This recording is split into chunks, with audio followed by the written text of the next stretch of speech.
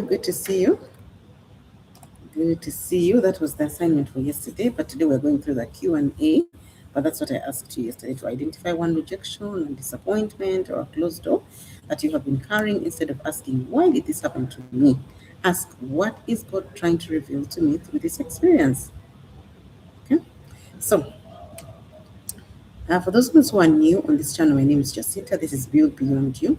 And on this channel, we focus on rediscovering our identities, nurturing our innate abilities, and then along the way, we manage to overcome all these obstacles that we experience in life as we build inwardly. Because we first build inwardly, then we go out there and build. But as we overcome these obstacles that we are experiencing, we also take note that is where solutions are birthed. We create problem solvers.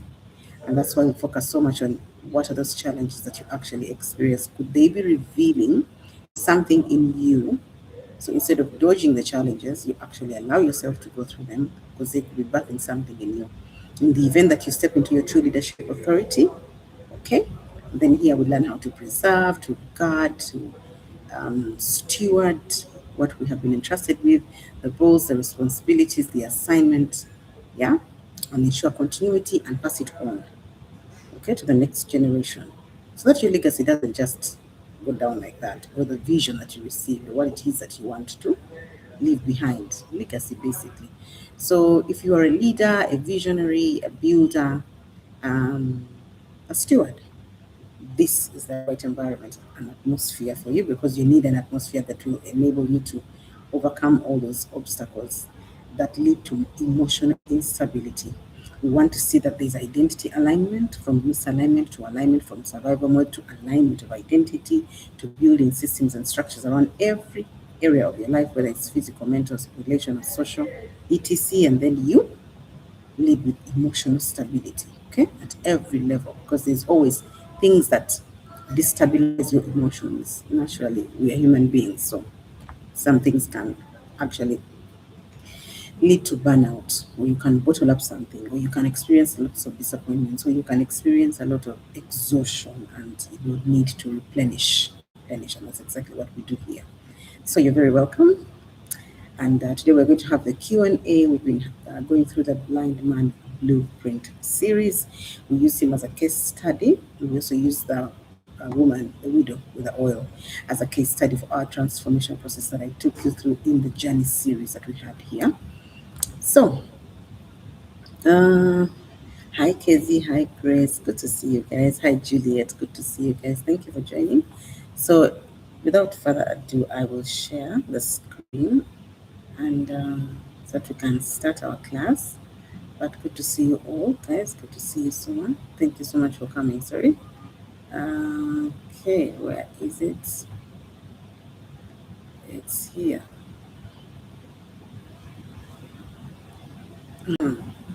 So now we're going to be talking about the Blind Man Blueprint series reflection and Q and A session. So you've seen that this has been a journey of encounters for the blind man. Not only did he encounter Jesus, but he also encountered the Pharisees, who are the Jews. He encountered their neighbors who knew him as blind, and now they see him transformed. And we have gone through his story from beginning to end. So it's a journey of encounters, obedience on his part, and him seeing transformation because of that obedience, which led to purpose. And that's exactly what happens in our normal day lives. We go through the same exact process. We experience encounters, and when we obey the instructions that we are receiving to go through the transformation, to pull down the wall that was built to ensure that we don't step into our true leadership authority, and then build a structure that would actually replace, because every time you pull down and you do not replace, this is bound to be pulled up again and take hold. So you have to be able to exchange. You have to the exchange happens when you go to God and say, I am weak in this area. This is it. I'm surrendering this to you, and He will exchange that for a structure that you will build, and it will eventually pull down this structure. As you build, it pulls down. As you build, it pulls down. As you build, it pulls down. Before you know it, you are walking in freedom. You are transformed. You are stepping into your true leadership authority. You're walking in who you are actually called to be. Avoid all those other issues that you've been experiencing, survival mode and all, relapsing and all. So, in this case, as we conclude, as we carry out our Q&A, we want to put in mind who we are talking about. We're talking about someone who was spiritually blind and physically blind at the same time. Okay? But we're talking about someone who has seen because somebody saw him, who obeyed the instructions that he was given and he actually did, and he took the step, which is taking action, setting in motion for something to happen, even when you don't understand, stepping into unknown spaces. Okay? And then his life changed. Okay? He was transformed, and then alignment came in. His purpose was very clear. The moment you are aligned, the moment your mind and heart are aligned, then purpose is extremely clear. But you know that your mind is going to be a war zone for the enemy. He's always going to fight for it because it's what pumps everything. So it's about your journey, your story, your next step. What has God revealed to you through this series? We're going to find out that as we go on. And I want you to share, I want you to reflect, I want you to grow. I want to see totally different people from who we were when we began, not only this series, but even the series before, and then who we are becoming, basically. So every question leads to greater clarity. So if you actually do take the Q&A very seriously and answer the questions, it's going to help you. It's going to help you. So reflect, learn, and apply. Okay. So we're going to have two parts of this Q&A. So we're going to have reflection and discussion questions from the lessons, the 9 lessons, and then we're going to have the transformation process itself merged with this case study, okay? And then the reflection questions that I will be asking you are going to come from the transformation, okay, with the case study in view, but about you, okay? It will be about the transformation of you. So that which we shall deal with tomorrow. Today we're going to focus strictly on the reflection and discussion questions about the lessons that we are learning today. Okay, so is there anybody that I am leaving behind? So I haven't read the messages, anything, any update here? Hello, Catherine, praise God. Okay, good to see you guys. Okay, so let's start. If I may ask, you remember lesson 1? There are only 9 lessons. Lesson 1, we discussed seeing before he could see. You remember very well that he was on the street, he was seated, he was blind, and then Jesus saw him and came towards him, and before you know it, he got the paste, he put on his eyes, and then he told him, go to the Siloam and then wash your face. So he was seen before he could see. He was not only physically blind, but he was also spiritually blind, but he was given an opportunity, to encounter even when he wasn't seeing physically and spiritually. Isn't that amazing? When does that happen? Usually it does, but so that one is a huge encounter. You can't see and then someone sees you. Imagine if you have been positioning yourself, right? And waiting and waiting and waiting, and then you're seen before you can even see the opportunity right in your face, right? Isn't that a very beautiful thing? So the first question, have you ever experienced a moment when someone saw potential in you before you could see it in yourself? Have you ever experienced a moment when someone saw potential in you before you could see it in yourself? Have you ever experienced a moment when someone saw potential in you before you could see it in yourself? Check. These Q&As are very, very interactive.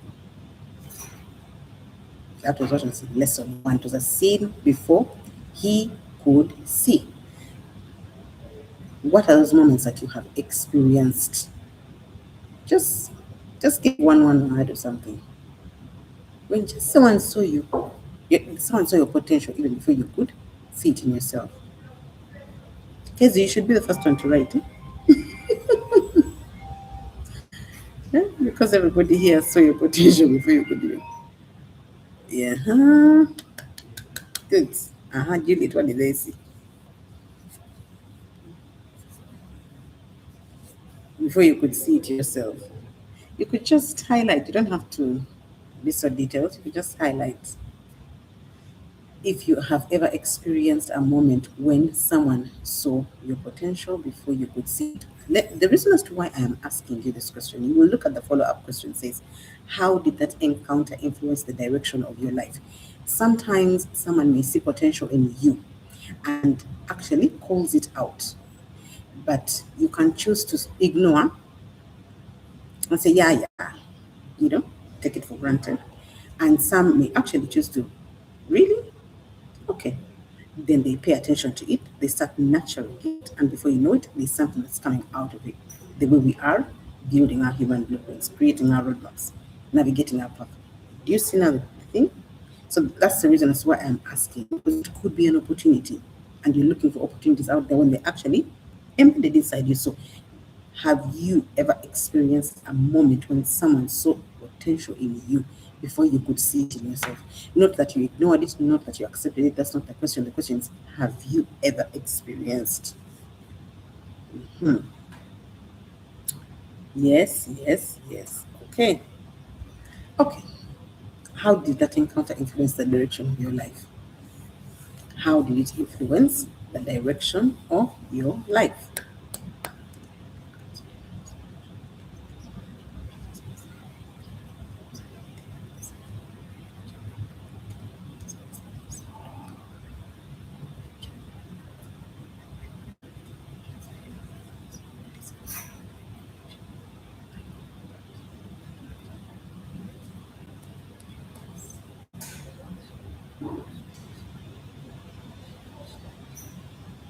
Uh huh.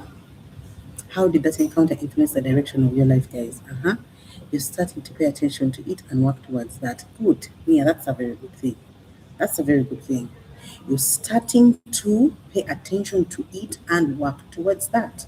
At the end of the day, we're going to see transformation, and then we're going to also have something coming out of it.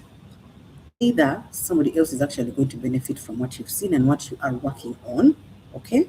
Or you are actually going to turn it into an income generating activity, or you're going to add value to yourself and to others. So many things can come out of that. Anybody else wants to share how that encounter influenced the direction of your life? Juliet, do you want to share how it influences the direction of your life? Sim, do you want to just highlight how it influences the direction of your life?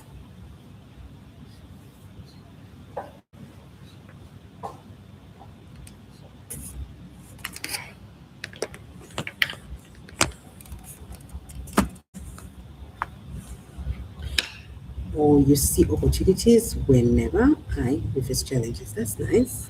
That's nice. That's nice. That's nice. You see, now for you, you're someone. You're someone is the challenges. I like how you're twisting it. Like not twisting it, but I like how you are broadening your thinking. It's no longer just a person, but you're also saying like challenges. And that's a very good thing. That shows another level of maturity when you are able to see that these challenges are actually revealing potential in me. Oh, when I encounter this person, this is exactly what happened. Either they uncovered this area that requires my attention or something like that. I like how you're saying it right now. Okay. Uh, I see opportunities. Okay. It opened my eyes. It shapes your life. I started seeing potential in me. Okay. Good. Nice, nice. Okay. Thank you very much for sharing that. Uh-huh. Let's go to the next. The next question is, in lesson 2, you remember we said work while it is still day. How do we turn encounters into impact? Okay. Who remembers what we talked about when we said work while it is still day? Can anyone remind us what we talked about when we said work while it is still day? Can anyone remind us? What did we say?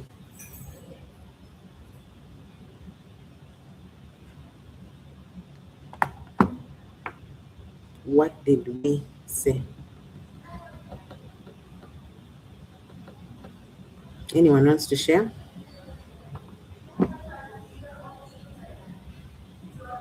Anyone wants to share?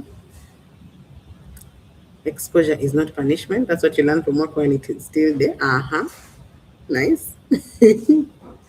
Okay, let's go with that for now. What opportunity is currently in front of you that requires action instead of waiting? Don't wait, start now. Uh-huh. Good, good, good. Now you remember.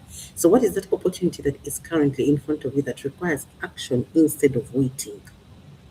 What is that opportunity that is currently in front of you that requires action instead of waiting?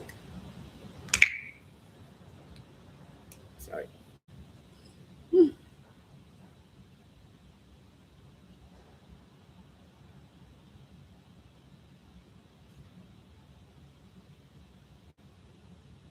Could you be knowing that opportunity that is currently in front of you?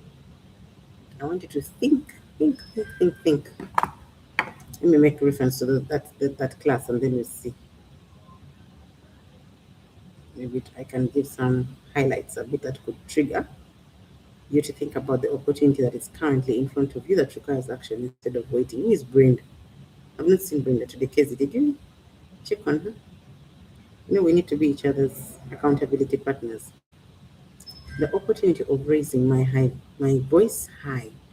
Ah, okay, okay, okay. That's nice. So let me focus on that. What impact could be created if you fully committed to the assignment God has placed before you? If you say that your voice needs to be raised high, yeah? What impact could be created if you actually, because you see, every time you see the opportunity, what will motivate you to actually take advantage of that opportunity or push you, like, to actually do something about it, activate it, go there even if you're scared or something like that, is the impact or the outcome. It could be salary, it could be like a job that's going to pay you, it could be a gig that's going to give you some money, it could be anything. So the impact, or it could be, it may be, it may be affecting like so many people. Like, let me say, I'll give myself as an example in this class. Every single day when I wake up in the morning, the first thing that I think about is Juliet, Mia, Grace, Sim, Catherine, Brenda, Casey. You see, Hajara, I'm thinking about the people that are so committed to the transformation process. And I've seen a difference every single day. I see improvement, I see outcomes. So that pushes, the impact pushes me to fully commit to this assignment that God has placed before me. Now I want you to also identify that impact or that outcome or anything that would motivate what you're saying. So first it was Juliet. You said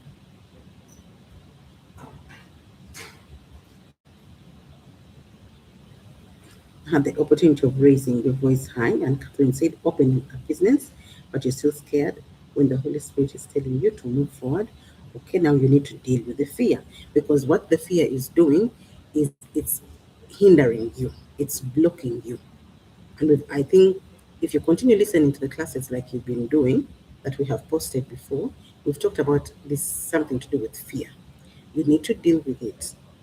You need to look at it in the face and say, you know what, fear, get out of my way. I'm not going to fear. I'm going to step into this unknown space so that I can do exactly what I'm hearing the Holy Spirit tell me to do. So you need to boldly and also pray for boldness. Pray for boldness. Ask God for a strategy how you can actually overcome fear. When you ask God for a strategy, it doesn't take like a second for you to overcome some of these things, especially when they have been there for a long time. You ask God for a strategy how you can overcome. Then also in your mindset, you think about what exactly is this fear targeting? What could come out? What is the impact that's going to come out of this thing that I was told to do? You know, And then also think about the fact that every time you allow fear to have a seat, that means you have two gods, and God is jealous. You worship in fear by fearing fear. That is not good for you. So you have to sometimes make a choice and say, you know what, I cannot afford to do this. I cannot afford to worship fear.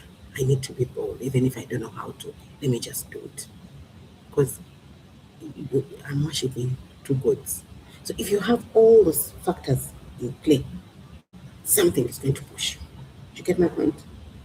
So do something about that. Okay? Mhm. Consistency over perfection.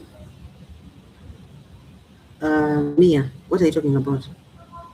Are you talking about work while it is still there? You're going back to the notes, or consistency over perfection? I said that, eh? Work while it is still there. Question one.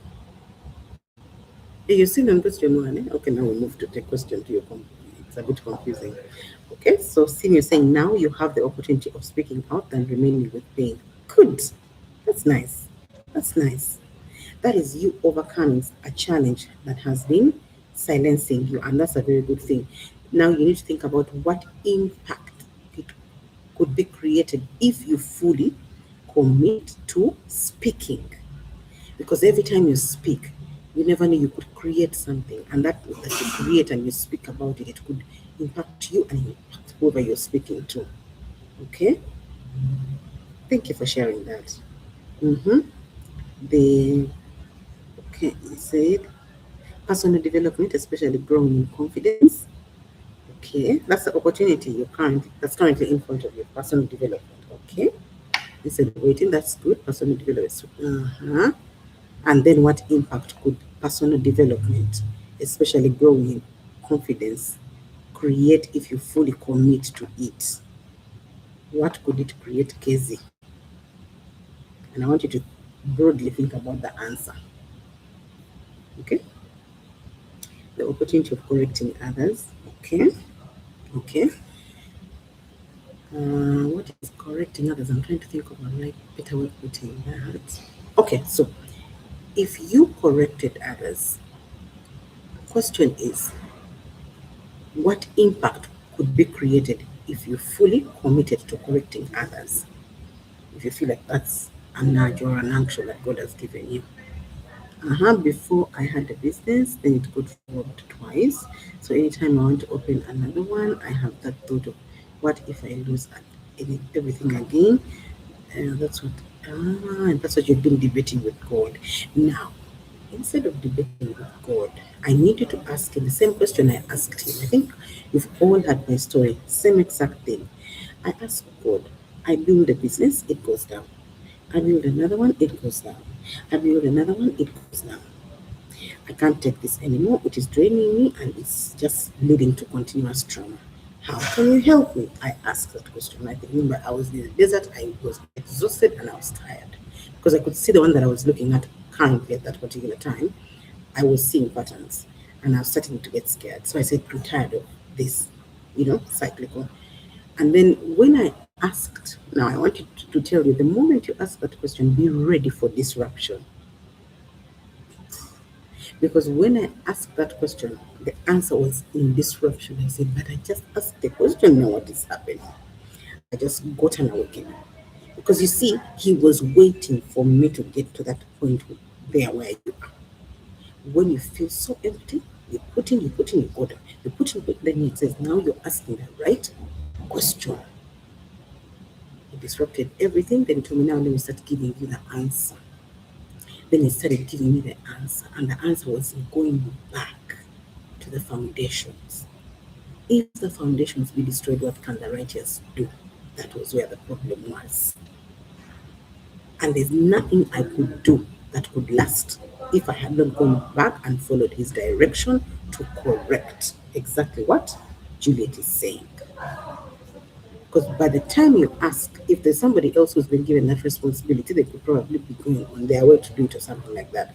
But if that responsibility is going to fall on you, somehow it will come through problems. You see consistent problems because you're wondering, why are these problems coming to me? They are kind of like raising an alarm to you. You have a solution to that problem, and that problem, you're not the only one who is experiencing it. So many other people are affected by it, but you have the antidote. You need to step up. So when you respond, hmm, in that debate, as you debate, you're going to find yourself what? Responding. So the moment I responded, I'm now here teaching you. I am now here teaching you because I responded. It wasn't very easy. It took me a year to make a decision, just like you going back and forth. It's wasting your own time, I can tell you that.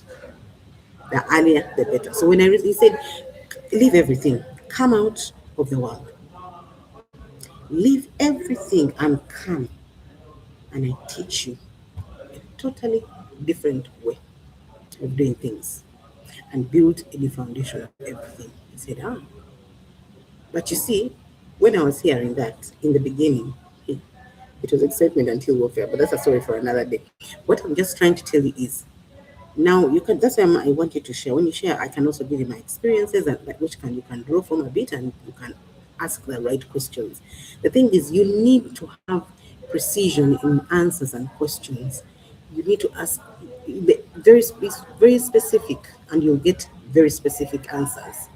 And the answers may not necessarily be this is it, this is what you need to do, then go to next. No, it may require a process, it may require conditions to fulfill, it may require some stuff to work on. Okay, so thank you for sharing that. Uh-huh. And good afternoon, Brenda. How are you? Okay, so I will inspire others. I will also become a stronger leader and I will be able to build stronger relationships. Good. That's the personal development and confidence. Good. Thank you very much, Casey. So I guess we can go to the next question. Sim, did you give us your what impact it could be having it could have on others? Did you give us? You said now you have the opportunity of speaking out than remaining with pain, but what impact could that have? That's what I wanted to know. Mia, did you say something? So Brenda, as usual, when we finish a series, we go through the reflection questions like the Q&A for the we're going to we first started lesson 1, now lesson 2. Just look at 2 questions, and just see an overview. How are we doing? Are we seeing any outcome from that lesson? Because this particular platform is so outcome based. Okay, so the opportunity of building a strong relationship. Okay, that's good. Thank you, Juliet. Thank you, Juliet. And what impact could that create if you build a strong relationship? That's a very good one. Thank you very much for sharing that. Okay. So as you think in lesson 3, you remember he was told to go, wash, and see. First he was told, work while it is still there. Hmm? That encounter he needed to turn it into impact. Okay. And it required a process for the impact. You see now the first thing you receive is an instruction, but this is the out turning encounters into impact. Impact is at the end. So that means this encounter to impact, that whole line between encounter to impact, that's the process you're being invited to. That is the work while it is still there. Then you go, wash, and see. So that's the process. And that's the power of simple obedience. Okay? Power. What is the power of simple obedience? Actually, that's the right question. What is the power of simple obedience? What instruction have you received that you know you need to act on? The blind man was told to go wash and see. What instruction have you been given at this point where you are? Because at each and every level, each and every phase, each and every day, each and every, you understand, you're going to be receiving instructions. So when you get used to responding to the instructions, then you're going to be building your blueprint. Do you understand what I mean? So, what instruction have you received that you know you need to act on? Huh? I'm waiting. What instruction have you received that you know you need to act on?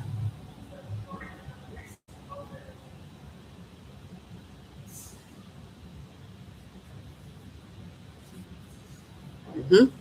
I'm waiting.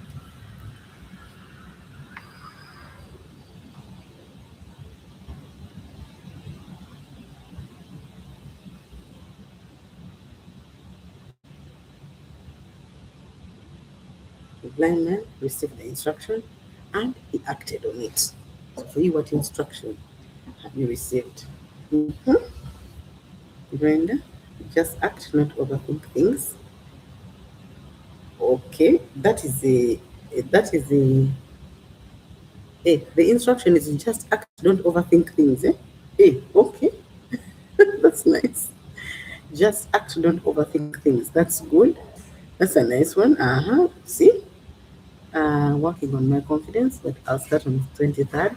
You even have a date. Serious. Okay, no problem. You mean the classes or what? The instruction of putting strong boundaries on my business. Good, good. So as the rest think about it, let's go with the 3. Mhm. When it comes to follow up, after you've answered the instruction you've received that you know you need to act on, like don't overthink things, that just start. Just actually don't overthink things. What might happen if you obeyed completely, even without understanding the outcome, Brenda? If you just acted on things without thinking about it, what might happen if you obeyed completely, even without understanding the outcome? What would happen?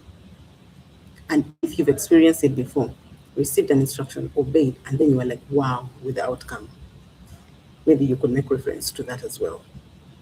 And that would motivate you to actually do this. You never know. You know, that kind of thing. You never know. Mm-hmm. You'll be preaching. Okay. That's nice. That's what, if you obey completely, that's exactly what will be happening. Okay. No problem. That's good. Catherine. Working on your confidence. What might happen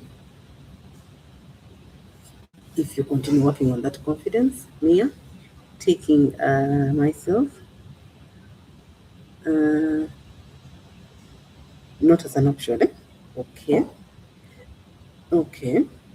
Uh-huh.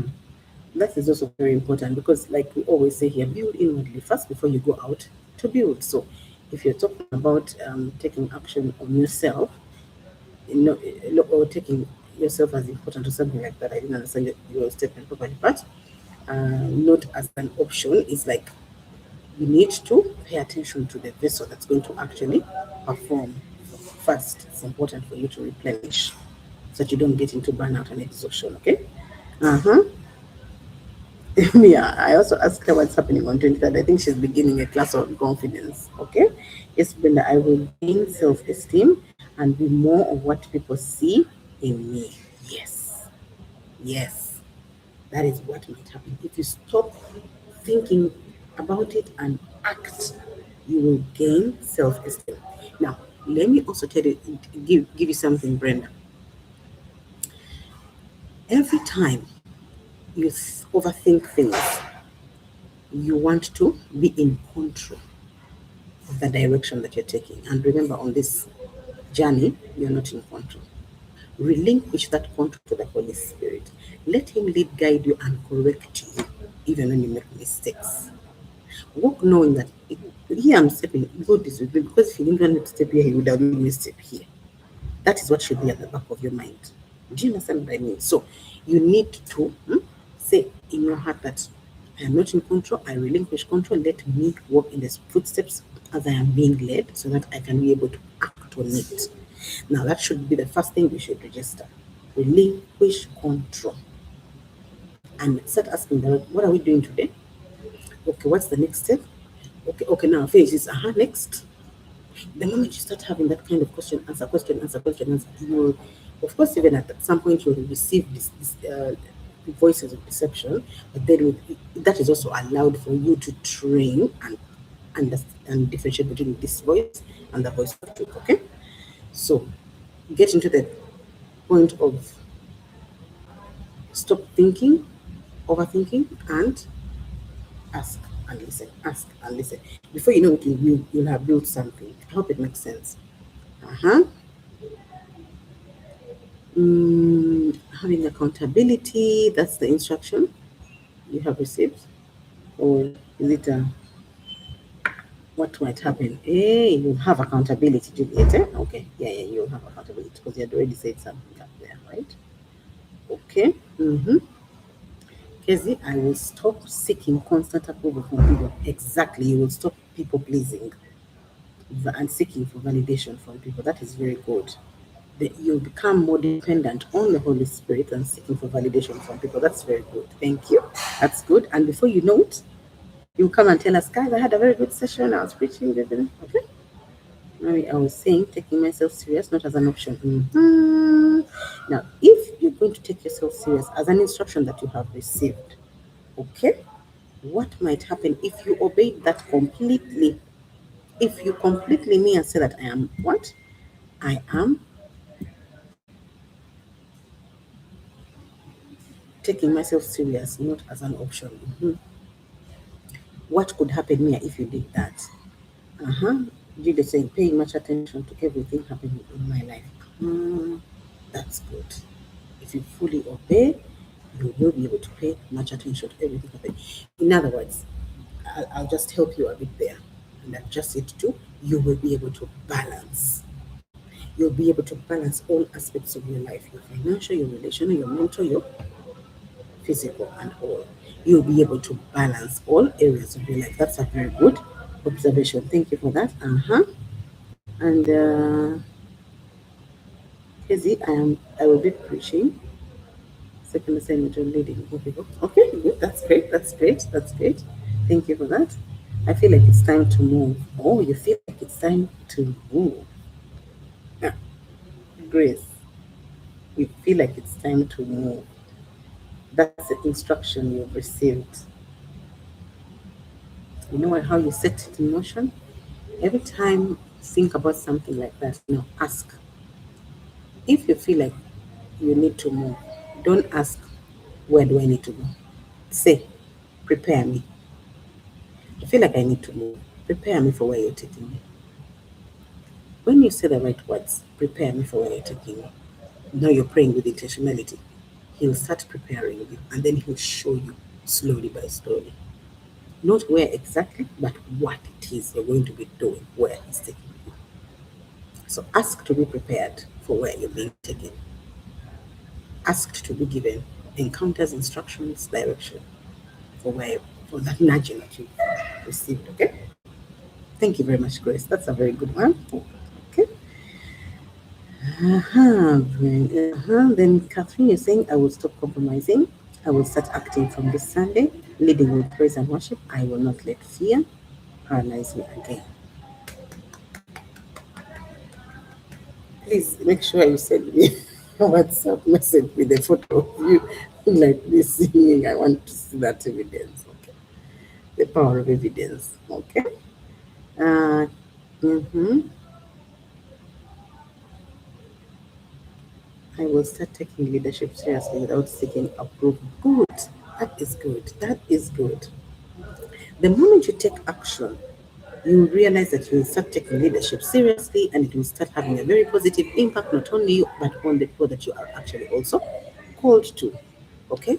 So, now that we have who here is not participating, who do I feel like there's somebody behind here who is just, hmm? Who is not participating in class? You're participating. Okay. Uh-huh. Mia, you're saying you will stop procrastinating, being shy, and seeking validation from people. That's a very good one. That's good. That's good. That's good. And you need to have measurable indicators that you are saying. If you're saying you're going to stop procrastinating, where exactly have you been procrastinating? Can you identify that area? And then can you be very specific as to the tasks that you're going to perform to stop procrastinating? Can you actually do that?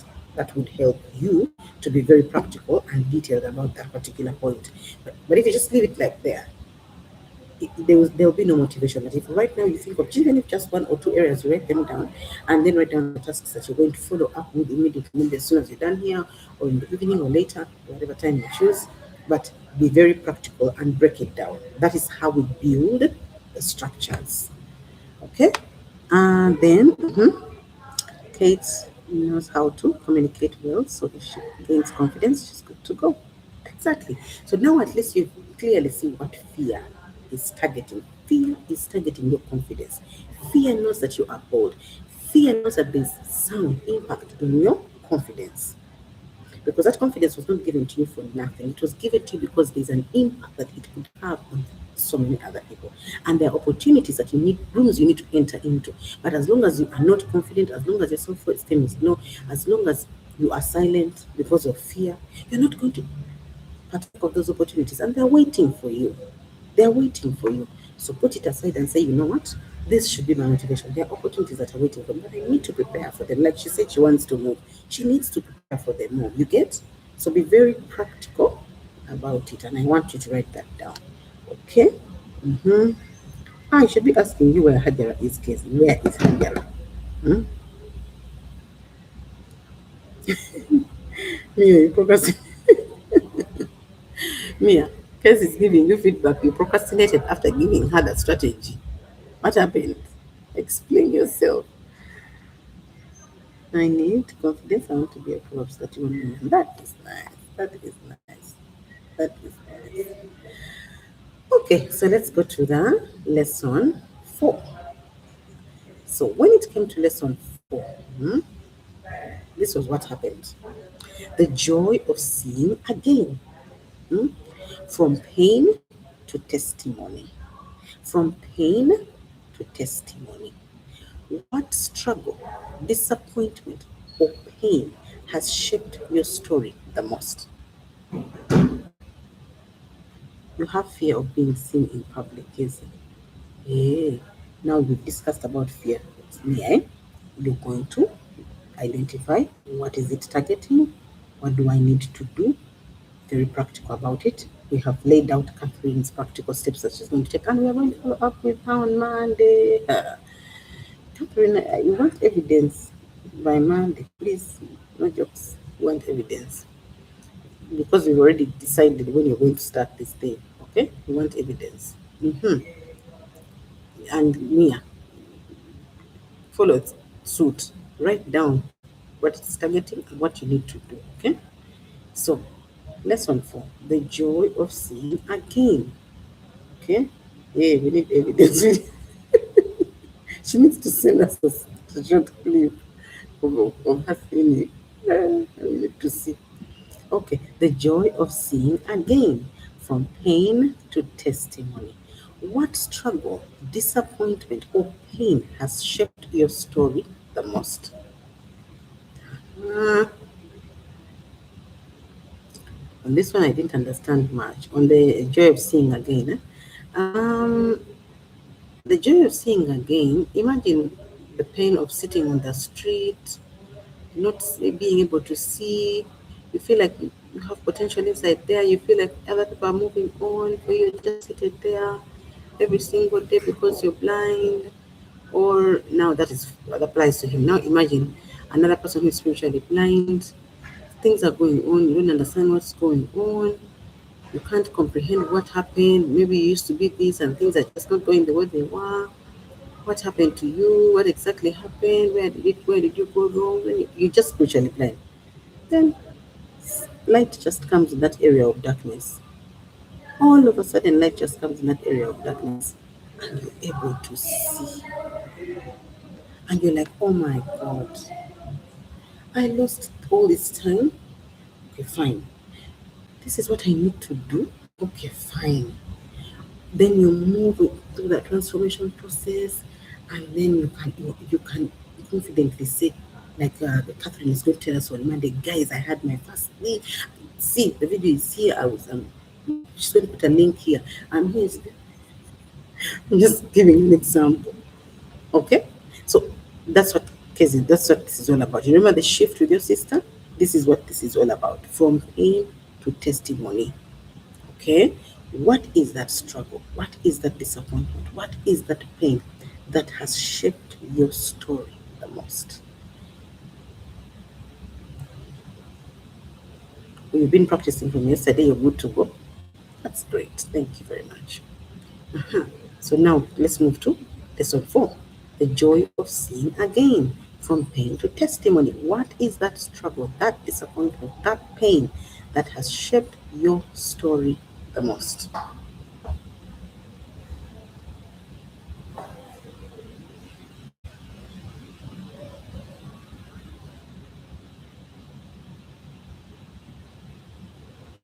Mhm. Listening. What is that struggle, that disappointment, that pain that has shaped your story the most?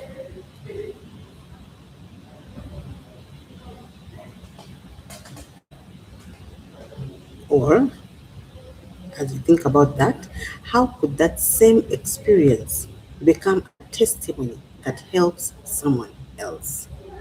How could that experience become a testimony that helps someone else?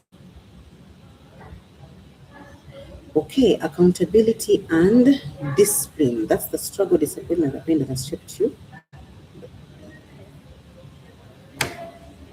Wait a minute, Brenda. You're answering which one now? The struggle, the disappointment, or the pain that has shaped you? Can you please break down what you mean by accountability and discipline? I will ask Bishop if I can preach from Monday. I will be a different person full of confidence. Catherine, one step at a time, okay? Before you ask the bishop, let's go to the Holy Spirit and ask. Am I ready for this? You have to be prepared for that. Don't rush, otherwise, that's not very easy for you to quickly do. Okay? First, prepare for it and prepare, especially with the Holy Spirit for that. Okay? Don't rush, okay? When you're ready, He'll tell you now you can go so that He's with you. You need His presence. When Moses was going to Pharaoh, he asked, should I go? Are you going to go with me? Okay, so make sure that you have backing before you go. It's a very serious step. Okay, anybody wants to share the struggle, the disappointment, the pain that has shaped their story the most?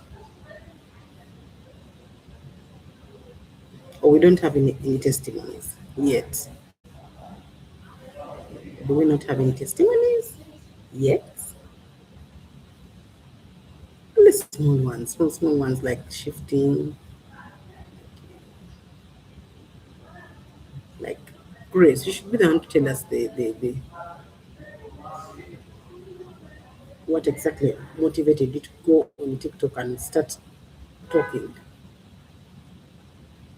Brenda is saying being accountable for your actions yourself as a grown up and act accordingly. Okay. So, Brenda, what are you answering? Are you answering lesson 4 or lesson 3? If I'm just to be very, what is it?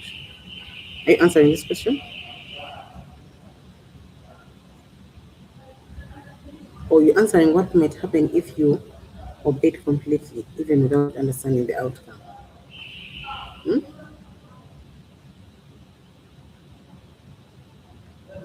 Or lesson 4? Okay. What struggle, disappointment, or pain has helped your story the most? Or being accountable. Okay. You struggled with accountability for your actions. Now I get it. I get it. The joy of sin. Yes, there's joy of sin again. And I've asked what struggle, disappointment, or pain has shaped your story the most? Are you answering the last one? How could that same experience become a testimony that helps someone else? Are you answering that? How it could help someone is being accountable for. You're answering lesson for part 1, right? Okay. I've been asked several times, but I kept postponing because of fear. So that means you are already ready. You're You're the one who's just been delaying the whole process. I get it. I get it. I get it. I get it. I get it. I get it. Okay. No problem. Mm-hmm.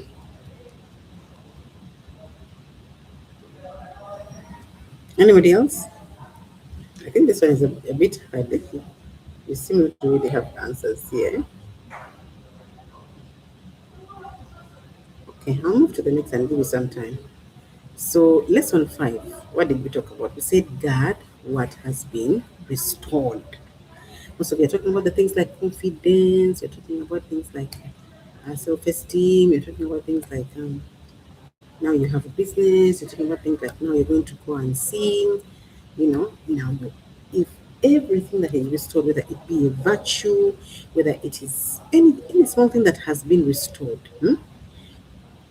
you need to understand that transformation is going to attract scrutiny, because if the blind man was blind and now he could see, the neighbors were like, I think it's another person, he looks like him. Scrutiny. They were just like, are you sure you are blind? They are saying, and they knew that he was blind.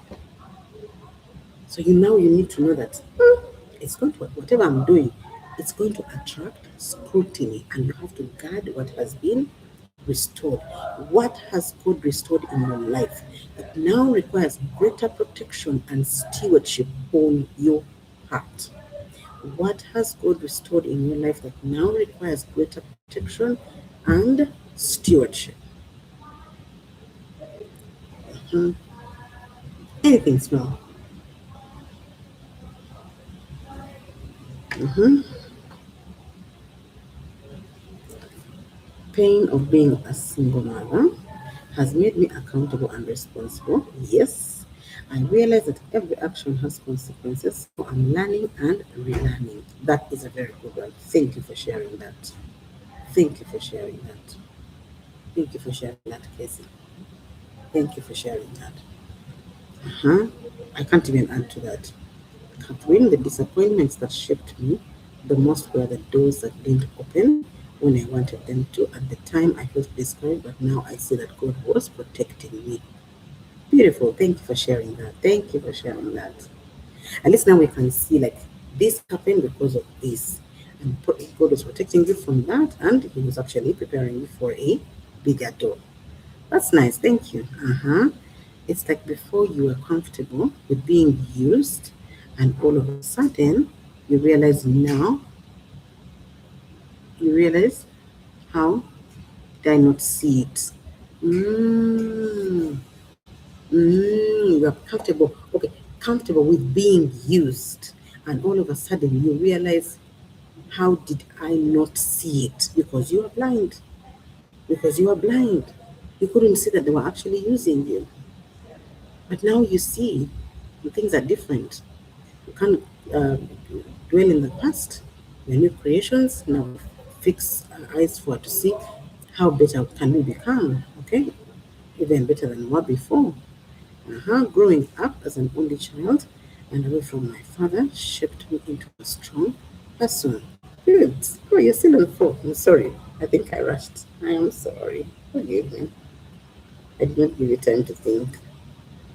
I can see you're all answering for very painful testimony.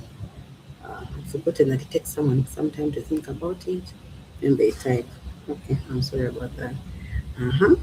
Leaving home and coming here, which has really shaped my story. I believe so. That's nice. Thank you very much, Grace. God has restored relationships that mattered to me. Now I have learned to view life from their side, learning to forgive easily for my peace and mind. Wow. Wow. Guys, thank you for trusting the space where we are and sharing. The more you release, the more healing you receive, and the more you surrender pains and see the improvement. That is gratitude. The people who go and receive confidence and they're not grateful and they just keep murmuring. But if you're able to see the difference, it shows gratitude. It shows transformation itself. It shows that now you're reconciled the old with the new, and it shows direction. Like you see where you're headed. That's nice. Thank you for sharing. I'm so happy. This is nice. Mm-hmm. Leaving home and coming here. Okay. God has restored relationships that matter to me now. I have learned to view life from their side, learning to forgive easily for my peace of mind. Okay, that's nice. Thank you very much. Thank you very much. You've actually answered what struggle, disappointment, or pain has shaped your story the most, and you've also added on how could that same experience become a testimony that helps someone else. You've added all the questions together and you've given the answer. Thank you, guys.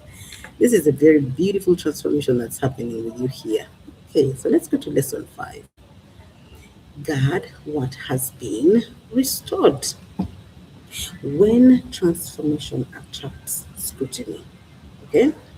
What has God restored in your life that now requires greater protection and stewardship? What you do, you get what you have just said here, the testimony, okay?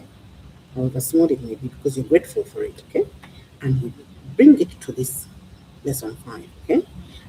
And see how you're going to be able to guard it and identify it very clearly, okay? And then you can even talk about, are there boundaries that you need to establish in order to preserve what has been restored? And these are things you need to learn. Let me give you an example.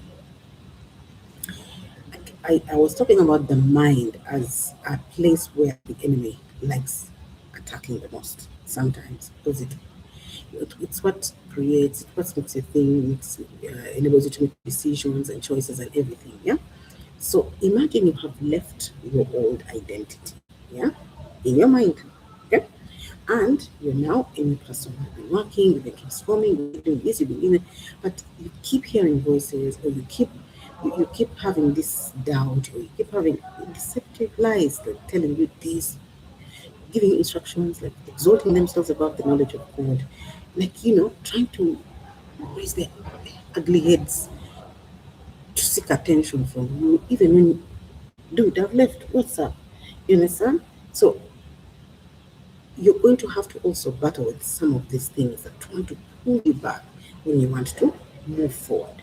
And that's exactly what you need to guard. But you need to be able to tell the difference. So you have to allow yourself to go through it.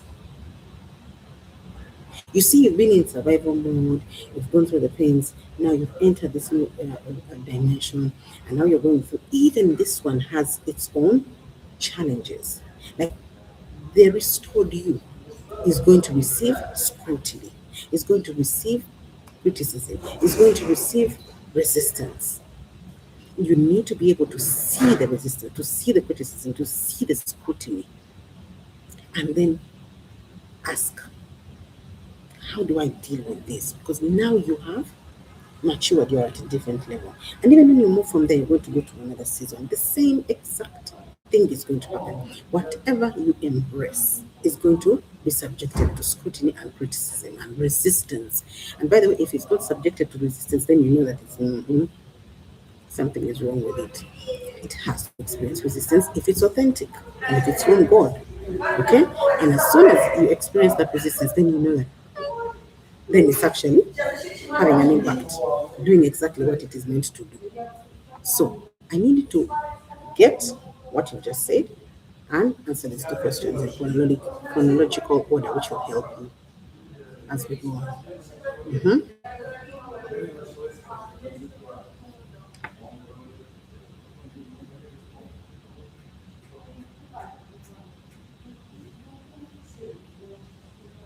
Uh-huh.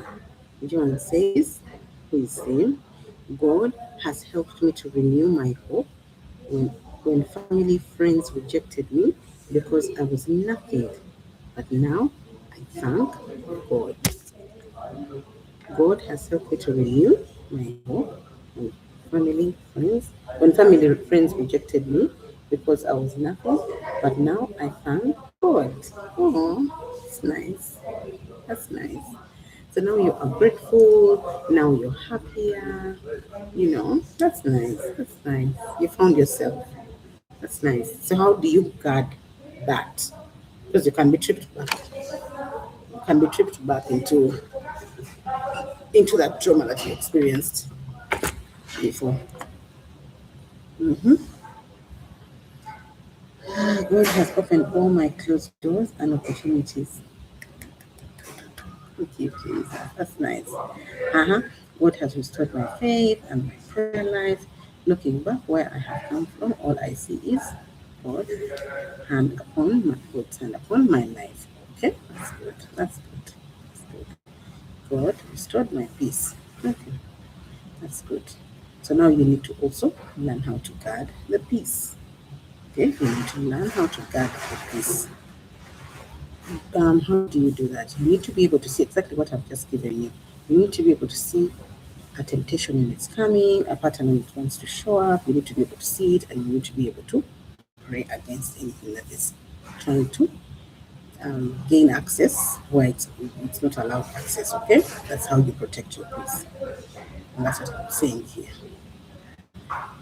Okay, are we still answering question 5, lesson 5? Give some time to write down the answers. We have 6, 7, 8, 9. We have 4 more questions to go. So if we can snap a little bit, how we're doing now.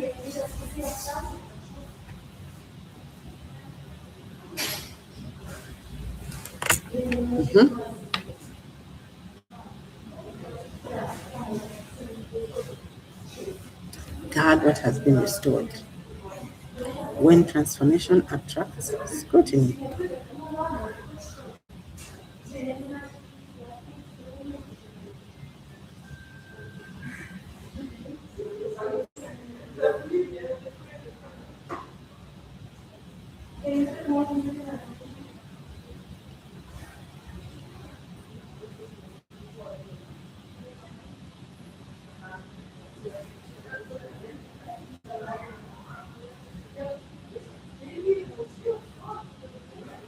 The question is there on the screen. Is what has God restored in your life that now requires better protection and stewardship? You've talked about what He has restored now. The question is that you have identified that has been restored. You need to answer. Are there boundaries that you need to establish in order to preserve what has been restored? What are those boundaries that you need to establish? What are those boundaries that you need to establish to preserve what has been restored? Actually, we go direct to that question. What are those boundaries that you need to establish in order to preserve what has been restored?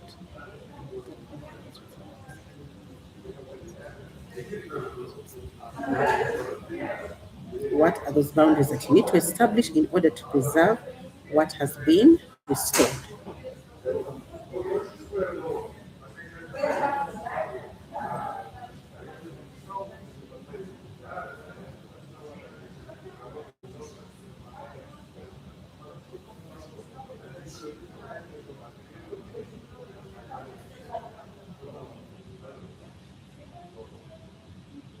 Mhm.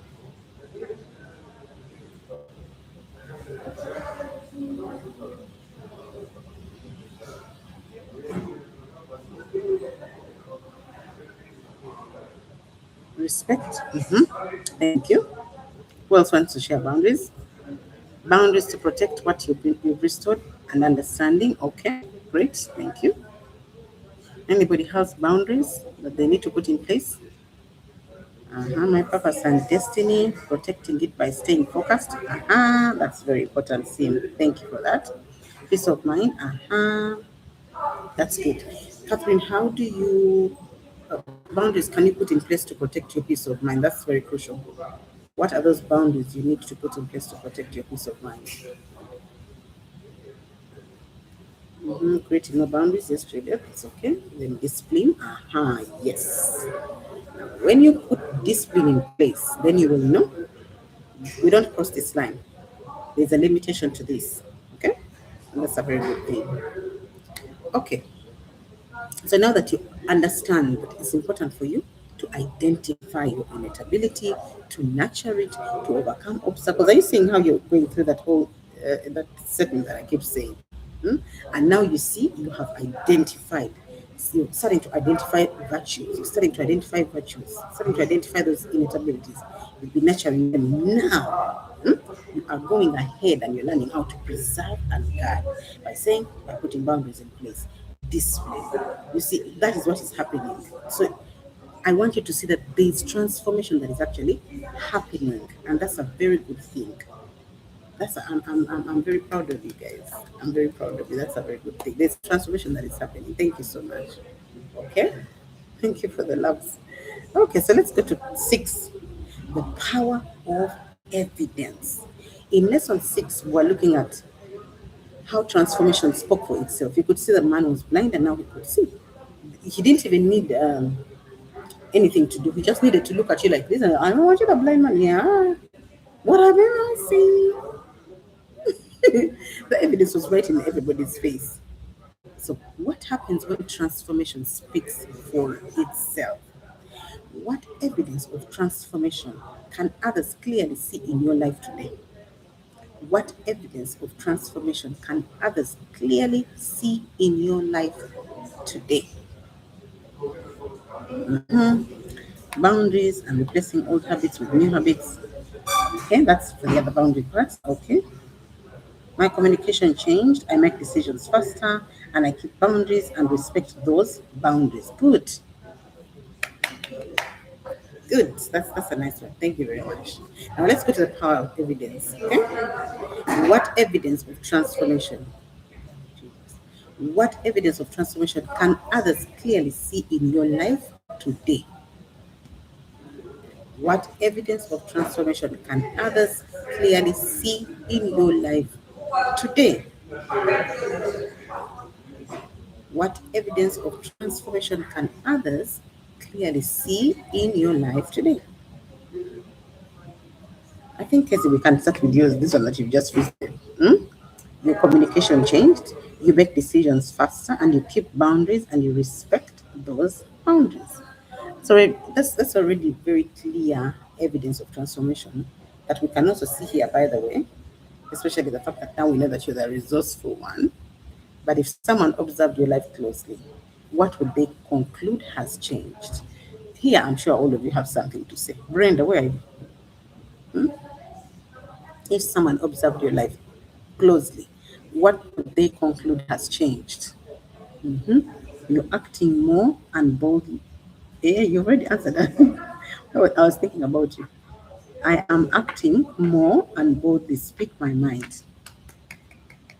That's nice. Boldness and courage. That's a good thing.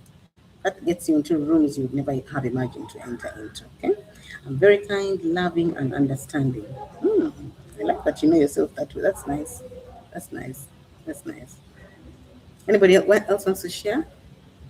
If anyone observed your life closely, what would they conclude has changed? You see, it's just the spirit by its fruits. Our lifestyles should impact other people even without us saying anything, especially when we go through the transformation. They should be able to see that we should be able to inspire the people we left behind, yeah, to see that this was the old me, this is the new me. I was very intentional about transformation. This old me, I can't change it. I made those mistakes. I did this and that. This is the new me. I have transformed. I'm encouraging you. You can do the same. And then this new lifestyle can speak to so many other different people who are experiencing challenges, and you show them they can be inspired by that. Okay? And that's what a true child of God needs to be able to display a totally different lifestyle through demonstration, the way you make your decisions, your choices, your actions. Okay? The people who surround you, all these things, your lifestyle basically becomes a theater for God. Okay? Mhm. I don't react on everything. I don't allow people pleasing to lead me. I make good decisions. Juliet, nice. Mia, I'm no longer aggressive, lifestyle change, and so loving and calm. By the way, Mia, we can feel it on the platform. Because those days when you are so angry, like you used to type this or did this and even, but now we can see. I think there's healing in that area. Kudos, kudos, kudos, kudos. That's nice. Uh-huh. But what they are saying, I'm loving and understanding, I'm no longer bitter and disrespectful. Beautiful. Beautiful. Thank you guys. Thank you for sharing. Thank you for sharing that. Thank you for sharing that. Are you saying what? Catherine, the evidence is in my growth. I handle challenges with more wisdom, respond with more patience, and trust God more than I did before. Now, that's a very good thing. You moved out from being defensive, reactive, and now that's a very good thing. It actually also strengthens your healthy relationships now when you are like that and attracts the right relationships. I stopped complaining. Okay, Juliet, thank you very much. Yeah, exactly. When you stop complaining and now you start looking at things totally different, have a different perspective about life, things become different. That's nice. Thank you. I can also feel me a change. Yes, she did. Me a change. I agree with you. Let's go to lesson 7. Lesson 7, as you can clearly see, was the point of transition. Okay. Now, what happened in the point of transition? How do we ensure that we stand firm when transformation is questioned? Grace, your confidence. You need to refuse negativity when it's portrayed towards you. Actively, like speaking, you have power of God in you. You've let go of some relationships. Yeah, that one is very important that you do so that you step into another level of healthy relationships. Here too, I didn't understand much. You did okay. Now we're going to understand. Don't worry. What once broke me now strengthens me. What once worried me now drives me to prayer. And what once seemed impossible now reminds me to trust God. Yeah, Captain. Good. Good, good, good, good, good, good. Okay. So now that you have expressed that, how do you stand firm when transformation? Because you see all these things that you've written, darlings, they are going to be questioned. They are going to be questioned.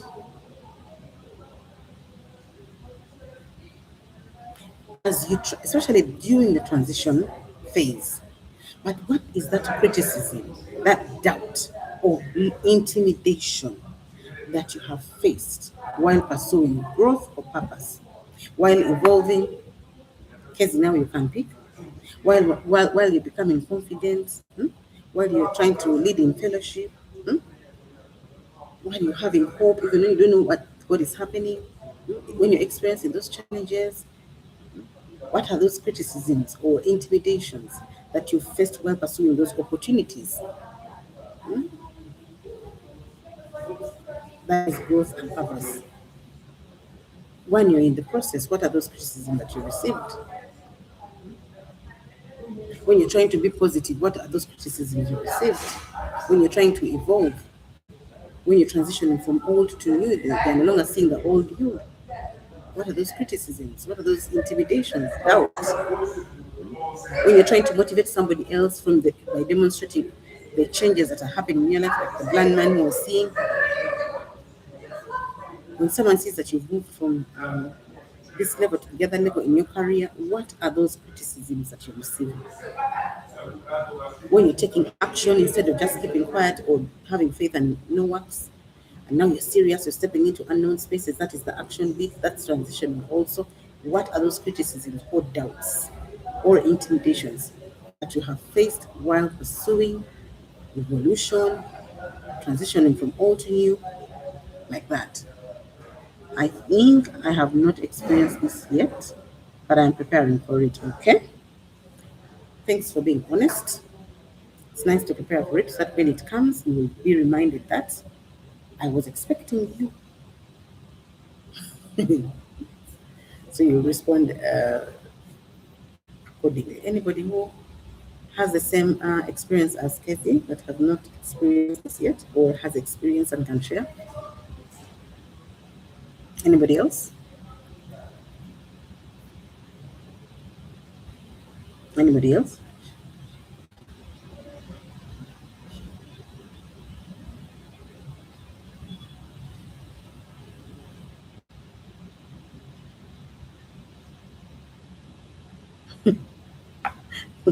Me, case is on your case.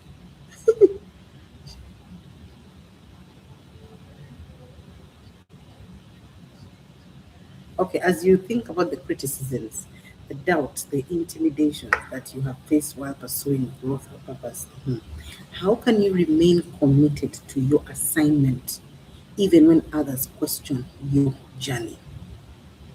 How can you ensure you remain committed to advancing your career, holding on to hope even when you don't see anything, putting in action? Maybe you're not benefiting from it much. How can you remain committed to moving from old to new, evolving, being positive? How can you be committed to that? Uh-huh. Most discouragements. Yeah, yeah, that's true. Those, yeah, discouragements. Those ones will happen. Anybody else experience something different? Okay, maybe let's look at yours. So, how can you remain committed to your assignment even when you're experiencing these discouragements, Catherine? How can you remain committed? On Sunday, someone wanted to shut me up, but I looked them in the eyes and spoke my mind. Exactly. Exactly.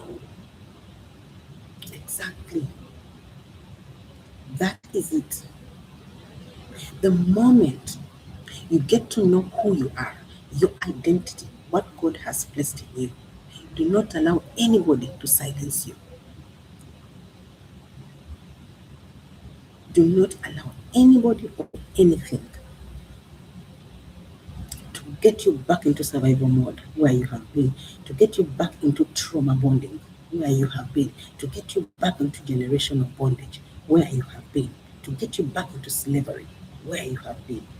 Do not allow that. Move, push forward, get the boldness, get the courage. Those are the fruits that you need to bear. Every time you experience challenges like that, think about how you respond. Are you going to respond with vices or virtues? Use what you're left in. If you have courage, that is something that is intangible. You're not buying it from a shop. Get your courage and say, you know what? If I am going to be there, I need to be bold and move. And look the person in the eye and say, excuse me, please.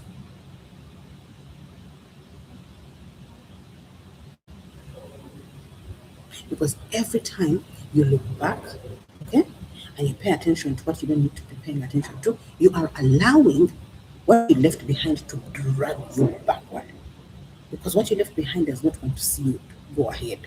So every time you look back and you listen to the discouragements and you listen to the voices, the loud ones, and you try to, you're allowing yourself to go back. And it's not a very comfortable position for you. Some of us don't have the luxury for it. Okay? But when you do that,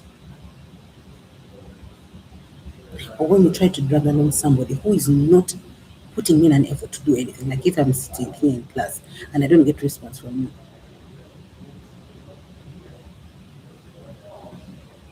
you understand? So, by surrendering to the source to lead the way. Yes, yes, that's good. That is good. That is how you remain committed. And then you follow the instructions. So that's even when you feel discouraged, you're like, but I have an instruction. But I follow the instructions. Somehow it will just, because the instructions are divine, so they are stronger than the resistance. You understand? And it requires conviction. Mm. Yes, someone underlooked me because I was trying to correct her. Okay, okay.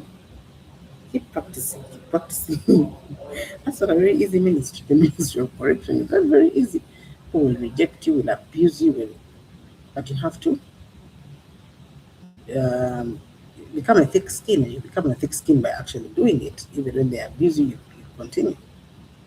Okay. Yesterday I was trying. I was also judged by my family members, but because I was trying to show them the right direction. Yeah, that's why I told you sometimes you need to first step away and work on yourself and put in that work, and then they see a demonstration of what you're talking about without you saying a word. Sometimes, if that's what it needs to happen, then it needs to be that way. Brenda's answer has reminded me how my confidence got broken. Someone told me I talk too much, and I kept quiet, and I was saying very mature points. You know why I'm laughing? You know why I'm laughing?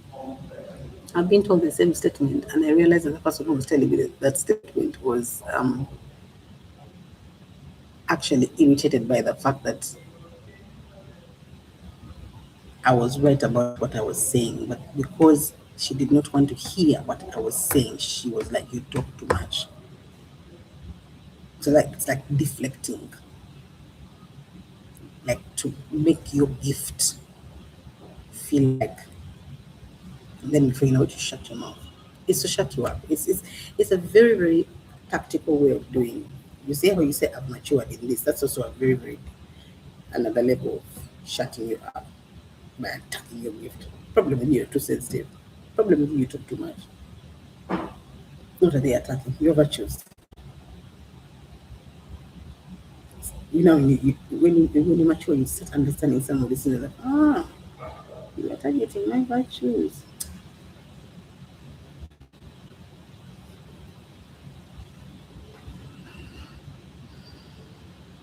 Okay? That's what you're saying.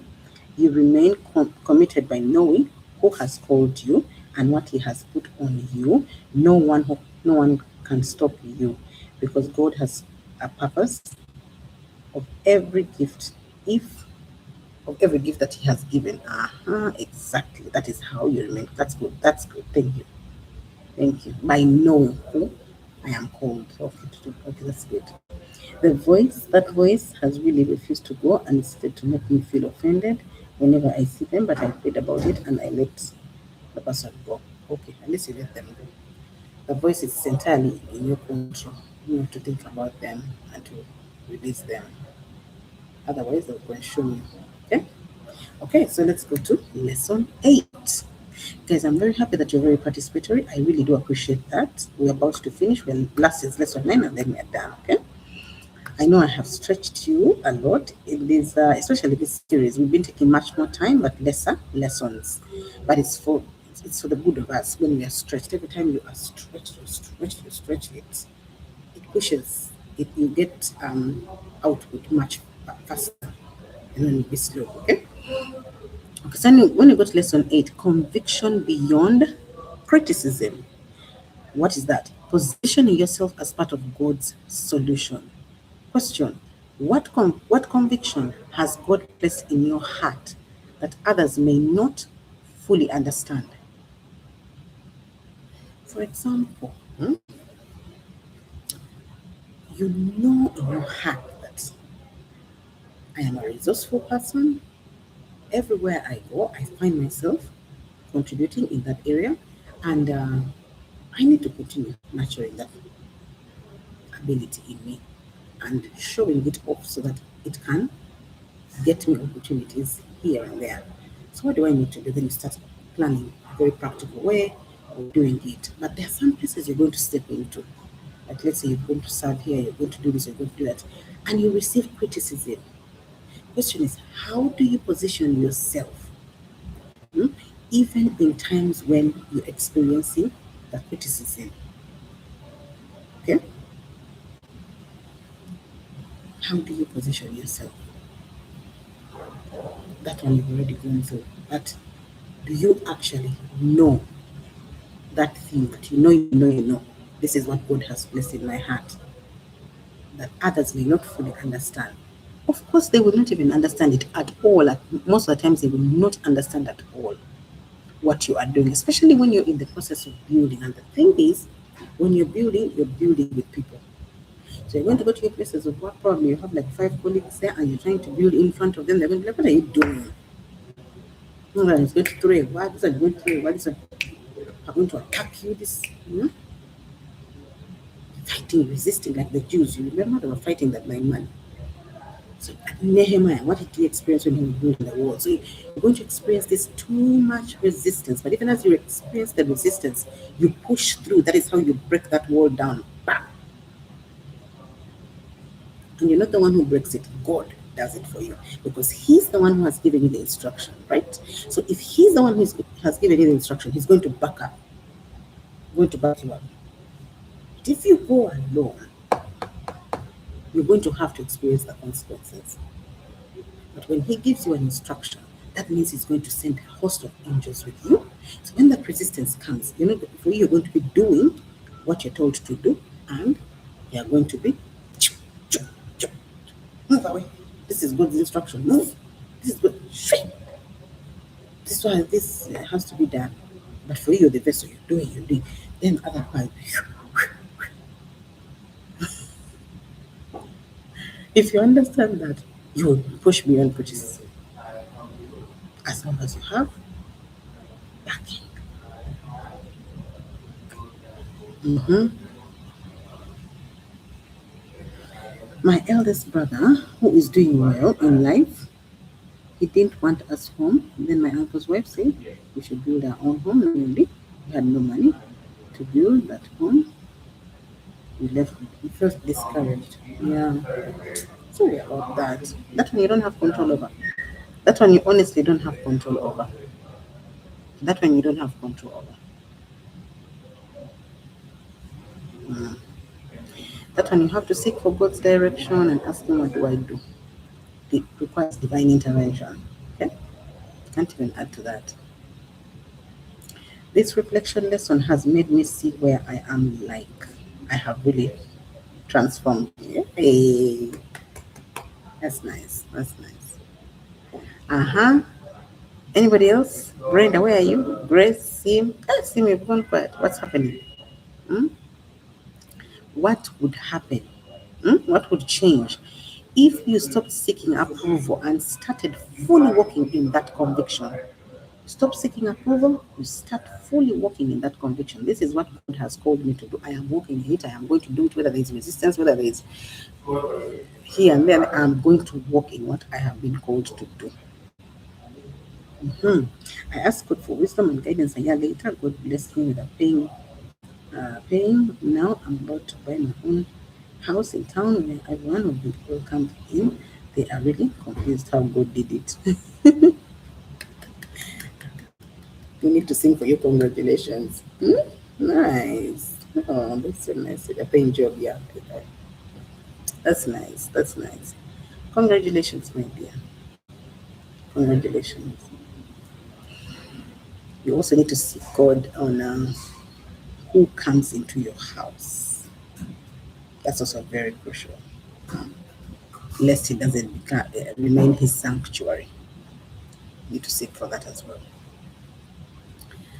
Okay, so I think I'll leave this one unless you have any answers, guys, because I see the time is running out. We have a few minutes. We need to finish. Yeah. Uh-huh. So, lesson 9. Thrown out. You remember that was what we had yesterday? Thrown out. Found by grace. Right? When rejection becomes the door to revelation, can you identify a rejection, disappointment, or a closed door that ultimately led you closer to God? What was the rejection, the disappointment, the closed door that ultimately led you closer to God? What doors were closed on you? And you thought this was the end of the world, but now you can confidently say, this led me to God. This was the rejection that led me to God. If you're not comfortable, you don't have to share. But do you have any rejection, disappointment, closed doors that ultimately led you closer to God?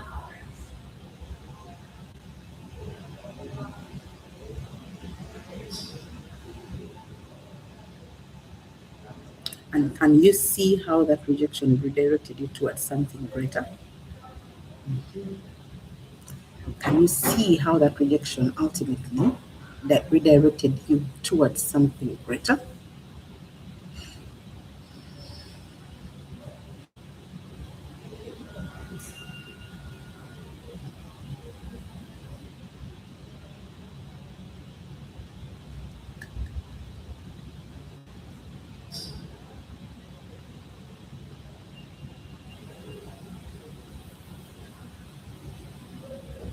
Mm-hmm.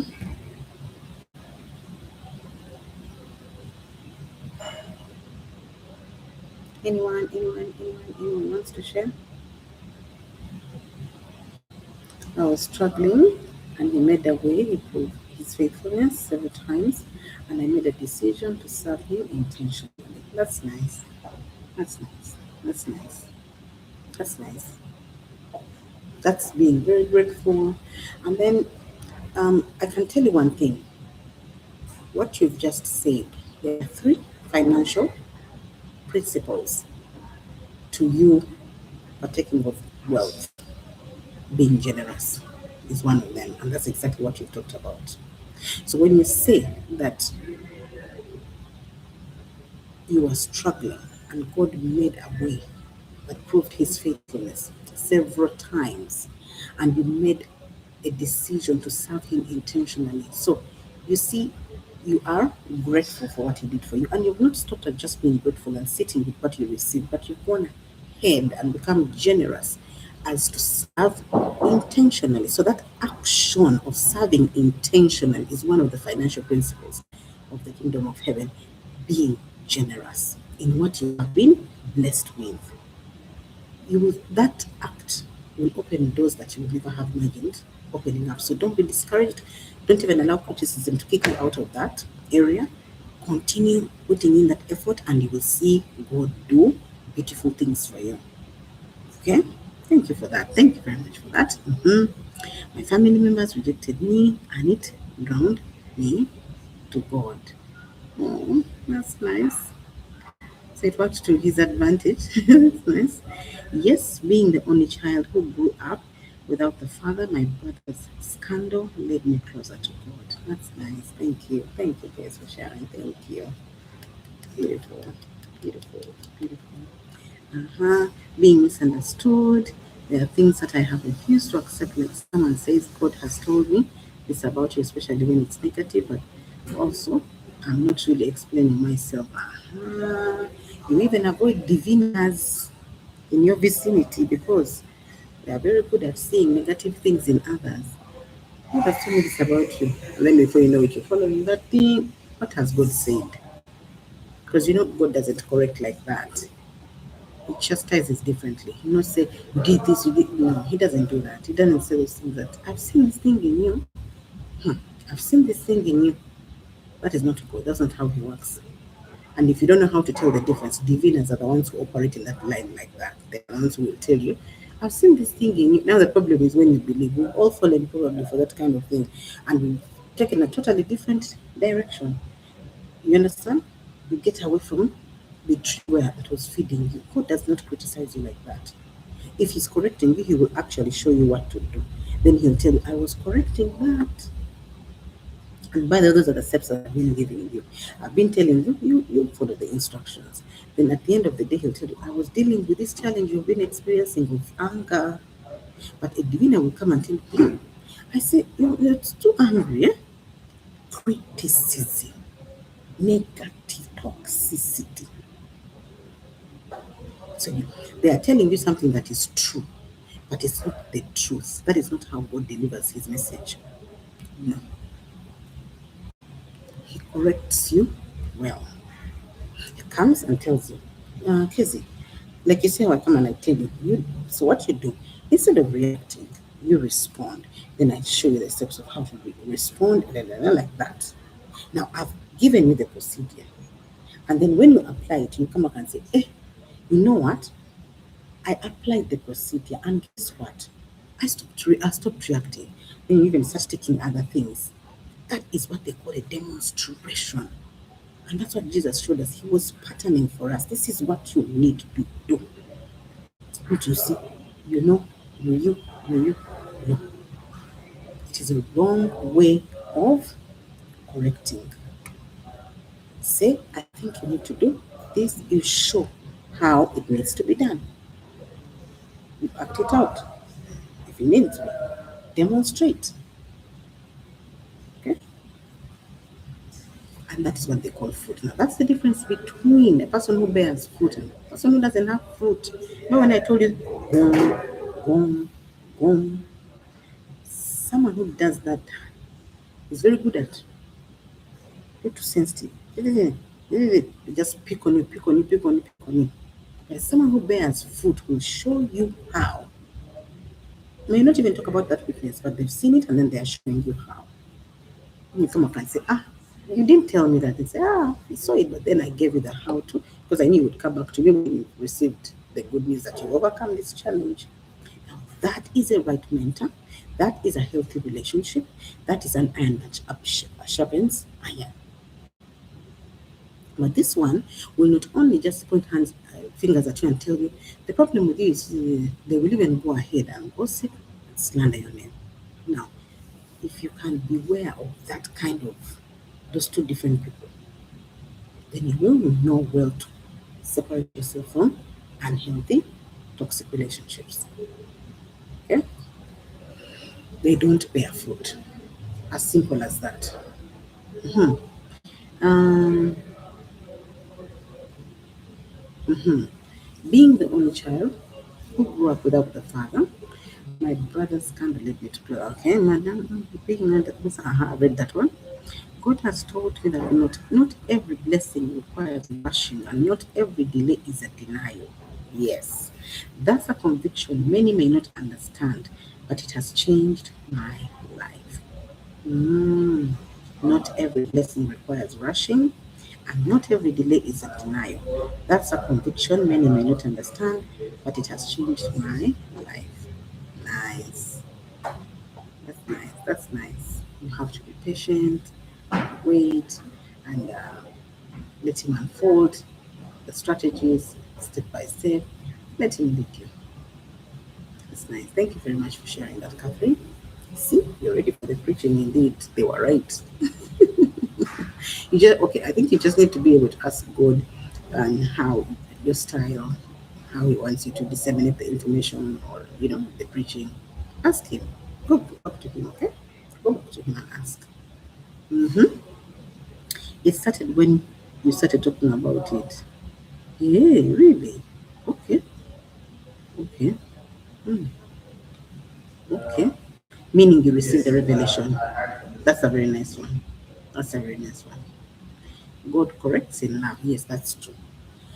Okay, so now that we have understood, we've identified where these areas have ultimately led us closer to God, we have looked back and we now see that it was a redirection, we are seeing a difference in ourselves. Guys, are you seeing the transformation that you're experiencing?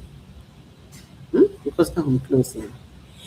Um, Tomorrow, when you come back, the questions that we have been looking at were specifically for the lessons. But for tomorrow, we're going to be looking at how the Blind Man Blueprint series is connected to the transformation process and how now you're the third person, right? Or you're the person in between because you are the vessel who is impacted by the transformation process and this lesson. So I want to mark the three and we have some questions to answer. I'm going to start today. I just wanted to give you an overview of what we're going to be doing tomorrow. When you look at the transformation process, the first step was encounter. Being seen was the experience for the blind man. Who has God used to see something in you that you could not see yourself? We're not going to go ahead with it, but I just wanted to show you where we are headed tomorrow. Okay? We'll start from there tomorrow. Now, as we conclude, guys, I'm very grateful that you have been here up to this time. I want to conclude. I want to ask one question. What has changed in you through this journey? And how can you use that transformation to serve others? Ultimately, we're going to serve, right? Not so. Hmm? In whatever way God is leading us, we're going to serve, not so. Hmm? In whatever way God is leading us, we're going to serve. So what do you think has changed in you? Hmm? What do you think has changed in you? Okay, it is fine, but I think I Hmm? let's see what exactly. This was one of the best series. Yeah, that's nice. Being judged, misunderstood, rejected, and disrespected, those things made me go closer to God. Yeah, that's good. Yeah, that's true, because this has been one of the best series, The Blind Man, because it was really, really like I was blind. Oh my God, I was so blind. Okay, so when we look at mm,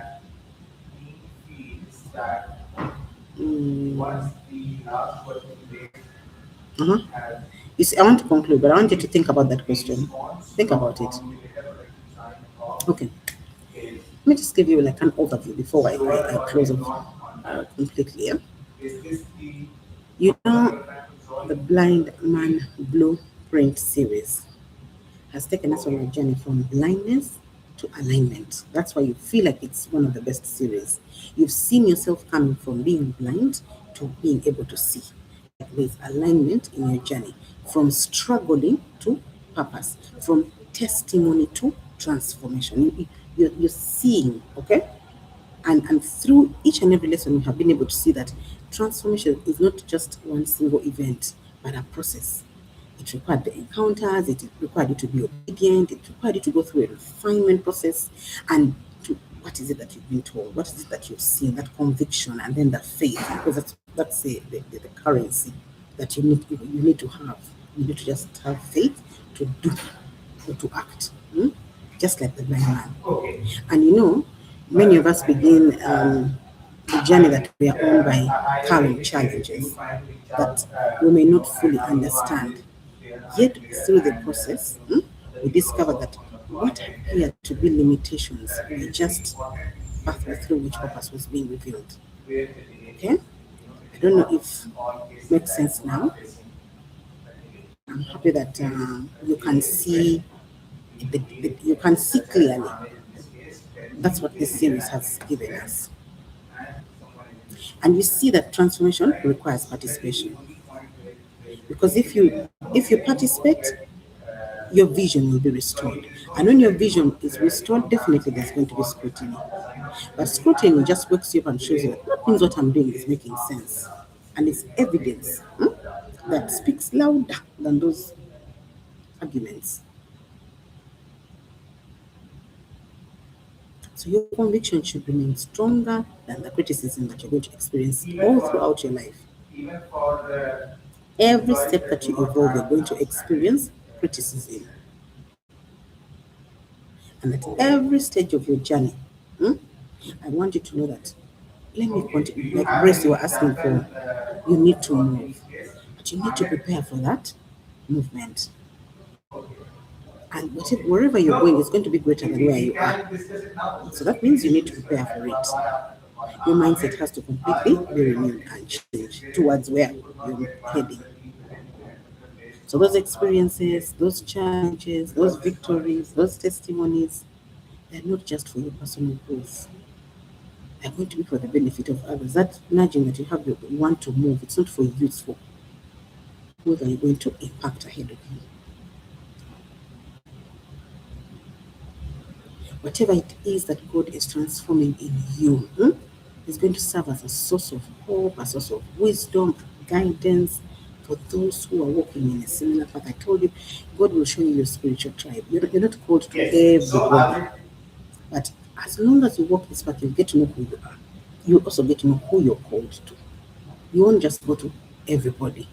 You will know who you're called to. So reflect. Reflect how far you have come, what you have learned, what has been revealed about your identity. Somehow you have a clue on your purpose and your calling. I think this should be stated immediately, because even if you So what is it that has changed in you through this journey? And how can you use that to transform that transformation to serve others? I'm gonna read. Mm, I've gained more awareness in different things about life. That's nice, Grace. Thank you. Please let us know a day before if the next topic is going to be quite emotional so that we prepare for it. This caught me off guard. Mia is back, Kazi. I missed that part of you. You have humor. I've just read you have humor. Is it emotional? Oh, that's sweet. Okay, I'm not prepared. Will I know anyway? Um, it has helped me to pick myself up again and again and never to give up. Thank you very much, Juliet, for sharing that. Telling you, I was crying during this topic. Oh, Paul. Mm-hmm. I feel like I have started living again. It's an awakening that I cannot explain. That's nice. Ooh, that is so good, guys. That is so good. That is so good. Thank you so much for sharing that. Thank you so much for sharing that. Okay, so I'm going to give you the reflection for today. It's not a call to action, it's just a reflection. If you compare who you are today to who you was when this journey began or who you were, that English was a bit wrong, what evidence of transformation can you clearly see? I think you've already answered this question even before I give you a reflection. Most of you already have answers here. So, but you can just in case you have anything to share in what we're going to be talking about in the next level of question. We're going to be talking about transformation, the transformation process, and how it fits into the blind band blueprint series, and in terms of encounters, exposures, and all, and then how it fits into yours. That's how you can. I want you to prepare those insights. Celebrate your growth because you're going to be able to see encounters, this like that. You're going to be able to see that pattern. And you need to identify the next steps in building your human blueprint for lasting impact. Okay? So, guys, unless you have anything else to say, this marks the end of our class. We've really talked almost 2 hours. It's too much talking.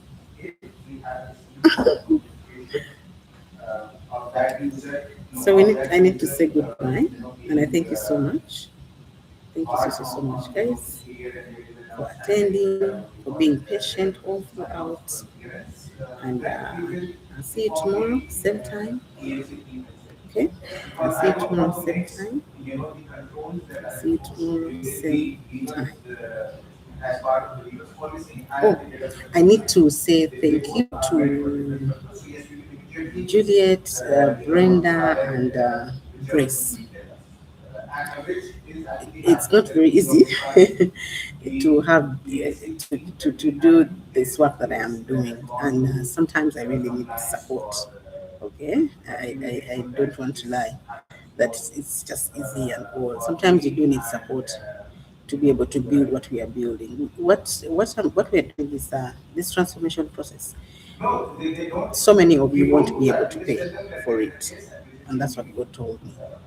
People are broken mentally and emotionally, and they may not be able to afford to pay for it. So what you do, you teach them, okay? Teach them and let them build their systems. Let them build, let them continue building, and then I'll show you what else you need to do. Now, this is me following instructions, yeah, and but sometimes you need support here and there.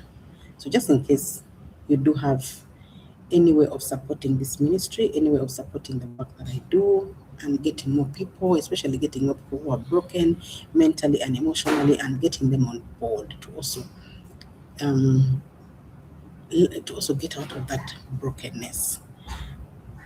It's you may not necessarily support. I always give you the areas where we contribute. You can contribute financially, you can contribute relationally by also fetching another person. Who brought Kathy? I think it was Casey, right?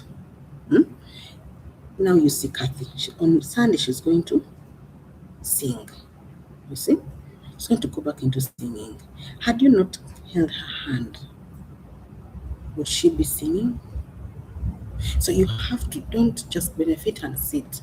That's one way of also contributing. Go and get somebody else's hand and allow them to see, because you're going to be going through case studies, allow them to,